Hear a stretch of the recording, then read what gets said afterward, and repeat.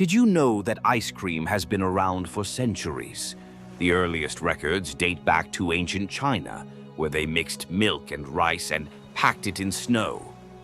Fast forward to the 18th century, and we see the first ice cream recipe in a cookbook by a famous English chef.